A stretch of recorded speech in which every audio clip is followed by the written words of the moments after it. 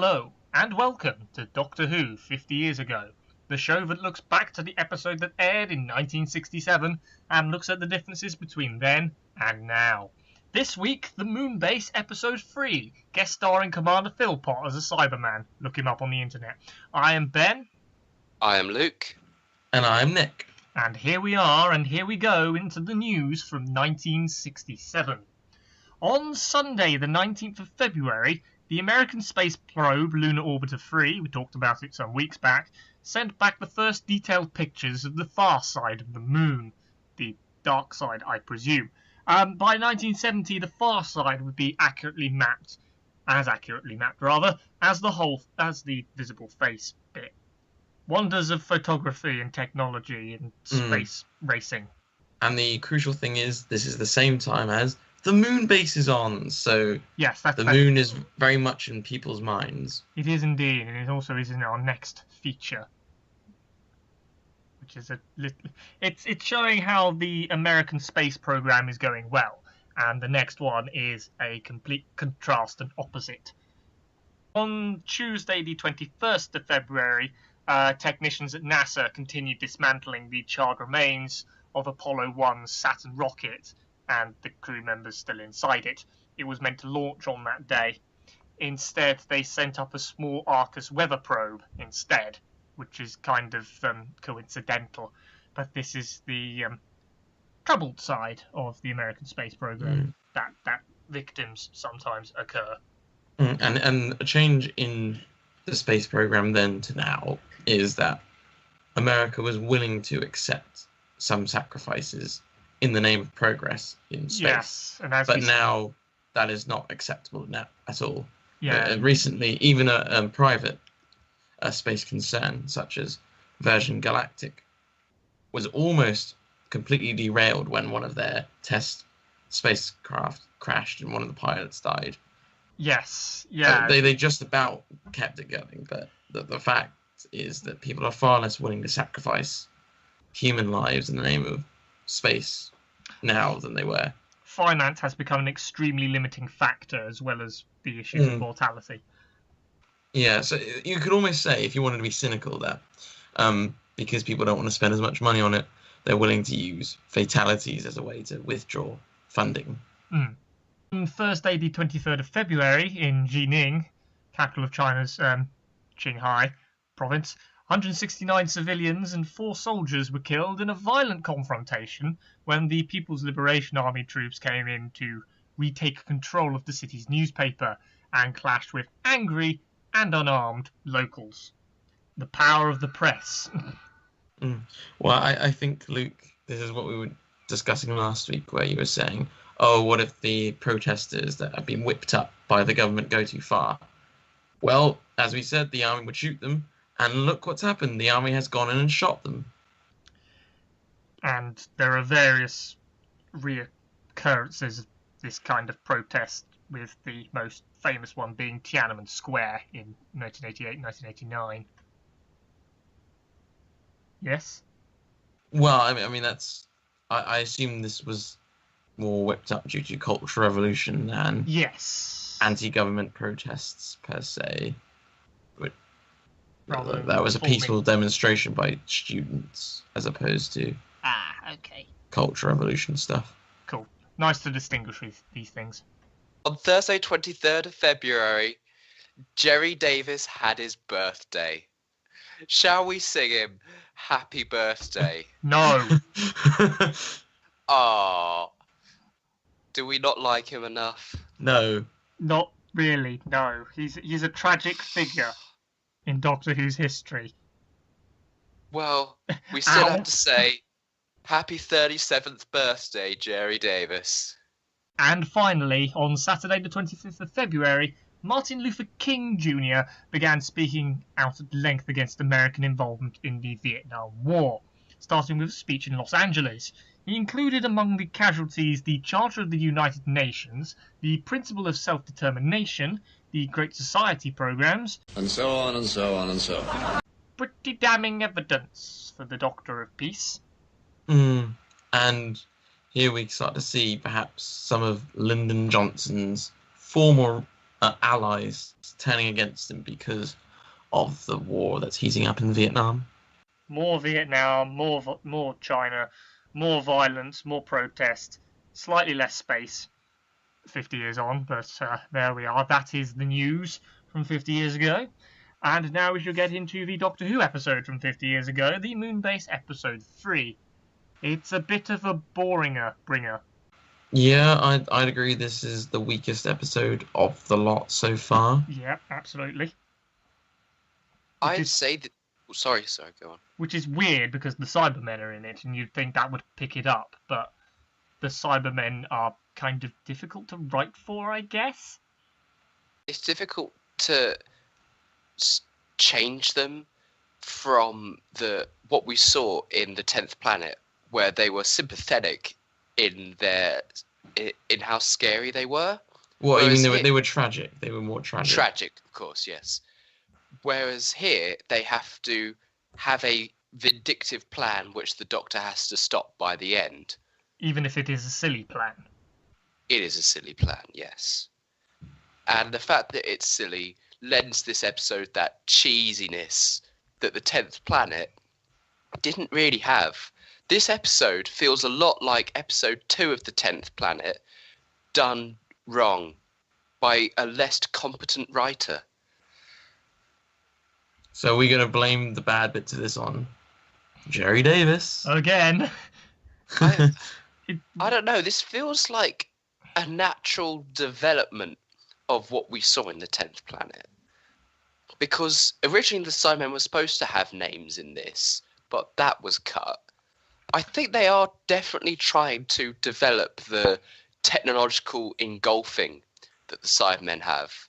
And as we go through the episode, we'll see how much of their humanity they've lost. Yes. I'm wondering if we could extend the metaphor of US presidents we used earlier to these two serials. Is the 10th Planet the John F. Kennedy? And is the Moonbase Lyndon Baines Johnson? Did the 10th Planet get assassinated or something? No, that's a terrible... The 10th Planet got assassinated by the death of Hartnell. And the loss of episode 4. Hartnell fell apart. Oh, okay. Yeah. Are we saying that the second Doctor is Lyndon Johnson now? No. Presidents don't regenerate. No. Okay, cool. Prime ministers do, though. Okay, cool. The episode begins with Cybermen, plural, because there's more than one hiding in the medical bay. They show authority by killing the scientist Bob and continue their plan. The Cybermen also recognise the Doctor and vice versa. They explain that they control the infected humans through the mind, you know, and are confused by the presence of Jamie. They take control of the Gravitron Control Centre and leave Ben and Polly in the medical bay for some reason. The language that the Cybermen use, it's computer language. Yeah. They say, operational system 2 complete, and stuff like that. I must say that the voice of these Cybermen is a bit more fun to imitate. And there's less politeness. Whereas last time we had, you really should not have done that. In fact, they're both really fun. This time, it's very pragmatic. They've pretty much erased everything that links them to that social nicety that was still a little ingrained in them. No more names. Yeah, gradual process of evolution there. The Cybermen continue to process the humans, whilst the unaware scientists in the control centre deal with situations out of their hands. In come the Cybermen, and they explain their plans, which is destroy the Earth with weather. Hobson says it's revenge. The Cybermen say they're just removing dangers in a logical fashion. They explain that they accessed the base through the storeroom. Stupid humans, clever Cybermen, apparently. The Cybermen are very exposition-y in this episode. That's just lazy writing. Yeah. But they also have to have that moment where they take center stage and proclaim, "We are the villains," because until this point, they haven't really done anything.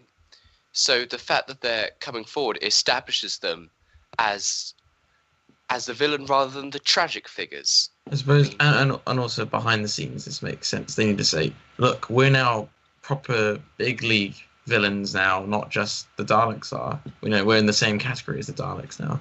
Yes, and in continuing with the 10th Planet comparisons, there is no negotiations here. The Cybermen are doing their plan, and you're just in the way. The bit which intrigued me about this was that in the previous scene, we had all these very explicit conversion references. The scene ends with Ben saying, "Converted? I don't like the sound of that." But when we see the processed humans, they just have a thing on their head. And it actually made me appreciate Army of Ghosts, because in that, when the humans are processed, they have that weird flesh earpiece that's ripped out with this intestine-looking thing, and they're dead. Whereas here, they're basically fine when they take the hat off. Over the years, we've definitely increased the threat of the Cybermen. And we've made the body horror aspect more obvious. I think that's probably one to do with budget, and two, but probably more primarily two, is that we're more willing to see horror on TV now than back in the 60s. It's the gradual acceptance of audiences throughout the ages. Yeah. The stupid Earth brains line, the revenge like children line, and the clever ending. Yeah. It's a thing. Yeah. While you might think of this as sort of B-movie schlock, which I thought about it at first, but then I thought about it a bit more, and it seems more like those last tiny little vestiges of the humanity just being mocked, rather than any delight being taken in mocking the humans. They're just aware of the concept, and it's sort of an instinct that hasn't properly honed out of it, and that brings an extra level of that. Yeah.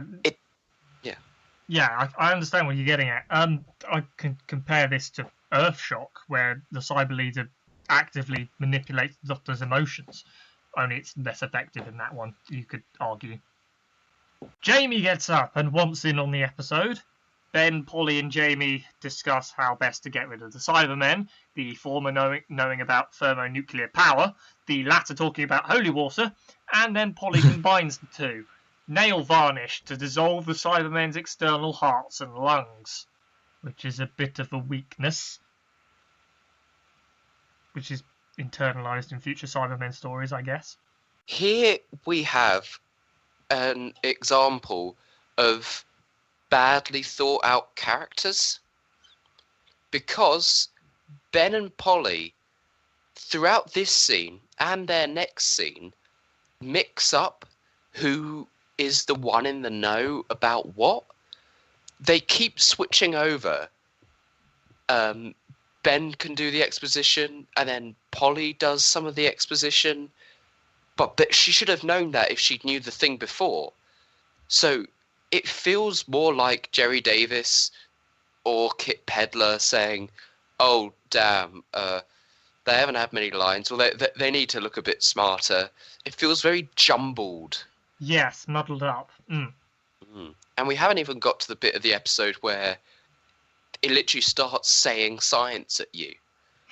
Yes, that's fun, because reciting these things off memory doesn't mean the character actually understands it. You need to portray it in a better way rather than just them speaking it. The Cybermen control the controlled men to take over the Gravitron, the Earth's weather, and wreak havoc.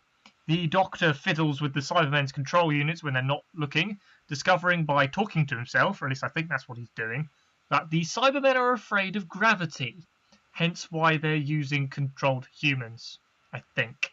The Earth gets worried, naturally, and sends up a relief rocket.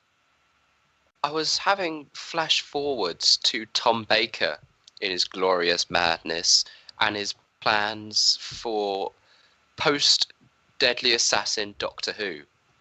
Oh, it's okay, I don't need a companion. I can just talk to myself. Yes.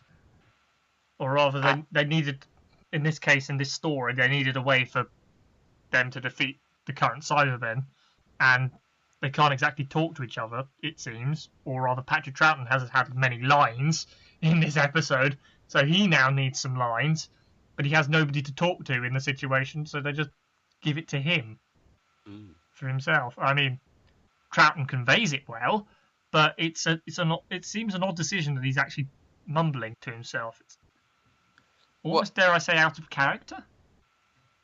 Well, I think what it's supposed to be. I mean, I watched both the animation and the loose cannon recon, and in the animation, it looks like he's speaking to himself when there's a bit more echo. No, he's thinking to himself when there's a bit more echo, and he's speaking out loud when it's just normal. Yeah. And it's like he can't contain all the thoughts in his head properly. Oh, okay.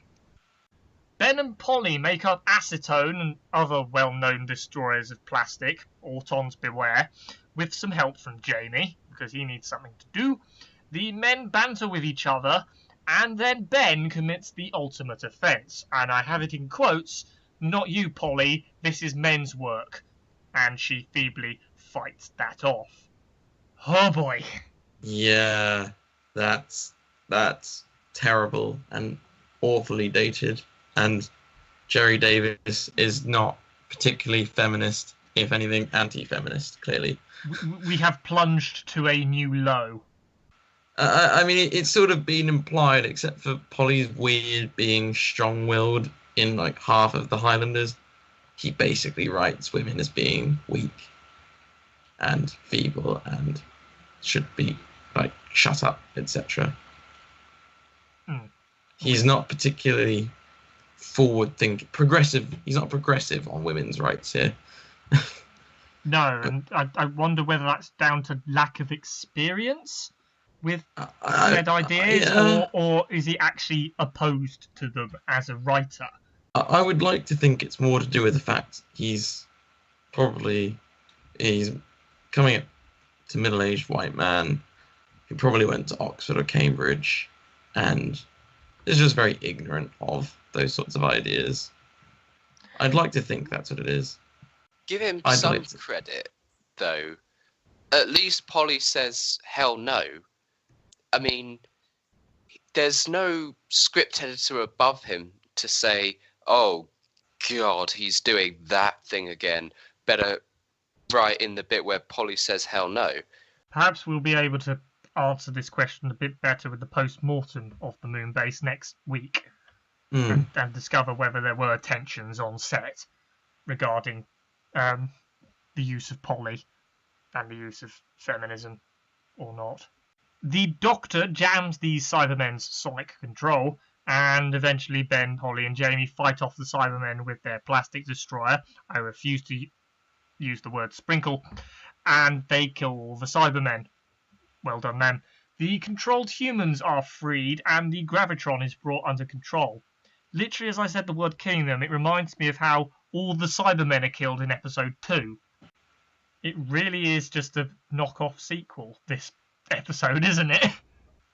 Yeah. This serial is going down in my estimations very quickly. Yeah, it's a shame it squandered a good first half here, really, I think. Yeah. I think because it's basically making the Cybermen generic villains, that's where it's going downhill, I think. Whereas we think we know they have the capacity to do better. Yeah, the Cybermen really shouldn't be generic, like killer robot villains. They should be something a lot more interesting and scary than that. So therefore we can say they are a victim of their own success, the fact that there's been like 3 or 4 serials since the 10th Planet. So was it the fact that the audience craved the Cybermen and wanted them more like a repeat of Dalek Mania, or was it Kit Pedler and Jerry Davis saying, we want to write another one? I mean, I get the feeling of the BBC were like, well, okay, we need to replace the Daleks soon. Aha, we have somebody new to blame. They were always trying to replace the Daleks. You had the Chumblies, you had the Mechanoids, you had the Quarks later. They tried with the Yeti.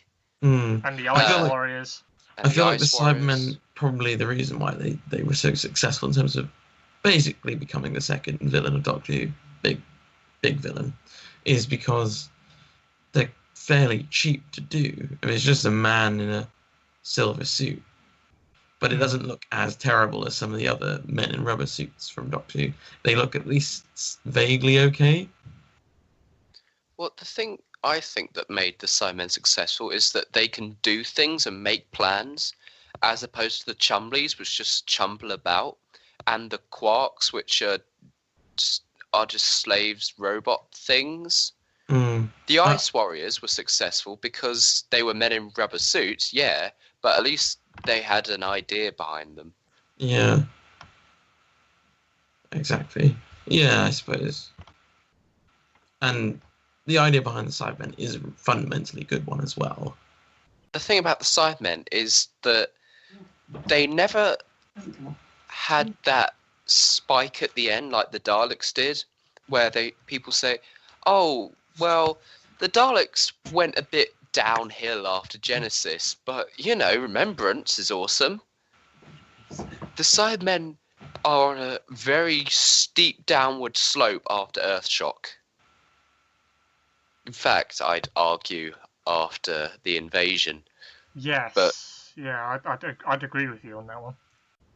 In 1983 or whatever, Revenge of the Cybermen was the first VHS to be released by public opinion. But nowadays, Revenge of the Cybermen, everyone realised it sucked, and we were all sick of the Cybermen. And people wanted it on VHS because they saw Earthshock and thought the Cybermen would be awesome. However, now it's in a multi-pack with Silver Nemesis, which is a complete plummet from grace. And people have started to get a bit sick of them. I do blame New Who a bit for wheeling them out as robots, but they were basically never done right on television.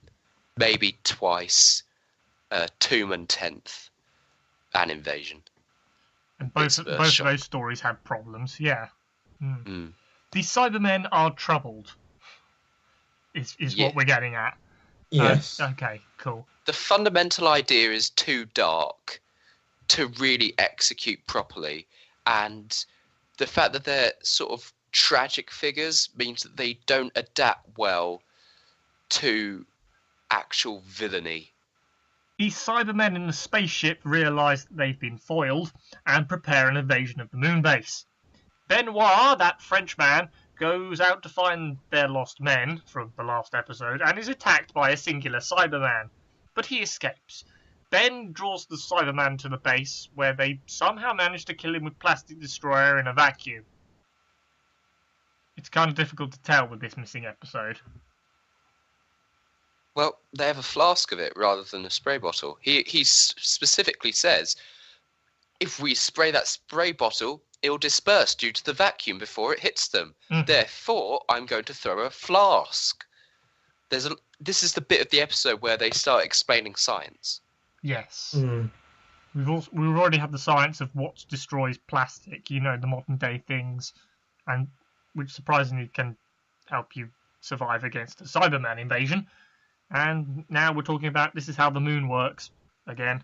The way the Cybermen die, the foam that seeps out of their chest unit, and it's like sort of this massive mound of pus. Altered organics inside, yeah. Okay. Yeah, and I like to think of the shriek as a sort of whatever they've used to sort of subdue the pain that they could feel is sort of breaking down whatever's in the chest unit. So now they can start to feel pain again, and that the idea that you could then feel pain having not felt it for such a long time. Of course you would be shrieking in pain. It's quite nice, actually. And so the base is officially under siege. The Gravitron scientists locate the spaceship with a telescope. Good luck with that on the moon. And with it, a whole fleet of Cybermen is coming to invade. Very slowly. The thing that was scary about the Cybermen is that you couldn't stop them.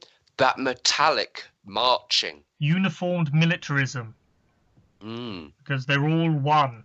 They all look the same, and that's something. And they're in huge numbers.